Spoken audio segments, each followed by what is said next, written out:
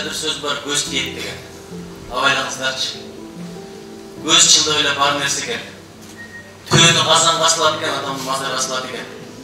Ушундай балдылдаған чолпоңдой жигит өзі эле. Ажырап қалды, көзі эле тиді шын айтайын. Егерде батырлық мен өлімнен құтылса, маңызаттауыз өлмейді болчу. Мергендік менен құтылса, бойтышатауыз өлмейді болчу. Әділенді башқар менен құтылса, разақ өлмейді болчу. Ушундай жакшынакай өңгөлбөтү менен, таланты менен, элине, желине болгон сүйүүсү менен, ата-энесине болгон сүйүрматы менен, адеби, акыллагы жакшы кулдун өзүн өлбөй турган болсо, ушул биздин Азиз өлбөйт болчу.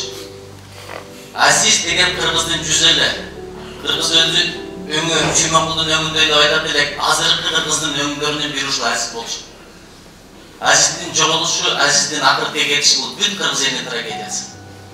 Бар өлкөдү кетет экенбиз акыретке. Жердин алдына бир түшкөндөн баары үстүгө чыкпайт экенбиз. Бирибиздин көңүлүбүздү оорутпайлычы. Азиз Ағалай, атаңның жанына кеттің. Не дейсіз, жатқан жерің жайлы, топырағың тұрғы болсын. Сенің елге, жұртқа қылған қызматың ешқашан елдің есінен шықпайды.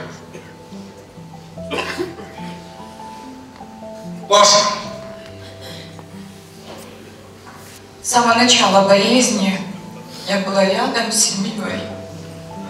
Это, конечно, огромная потеря для всей страны. Эля мне как сестра, она рычи родная. Это, на самом деле, лучший актер. Он для нас всегда останется непревзойденным малым ребенком.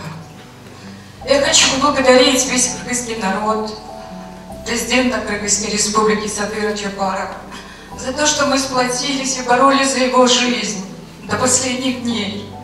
Мы старались нести лепту и поддерживать его и семью. Кинонун, театрдын жазуучусу.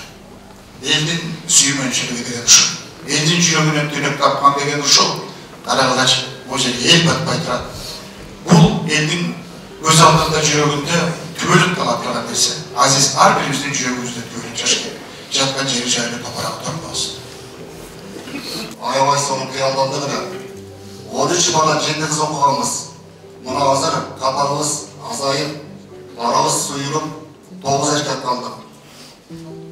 Айтпай. Жаткан жери жайлы болсун.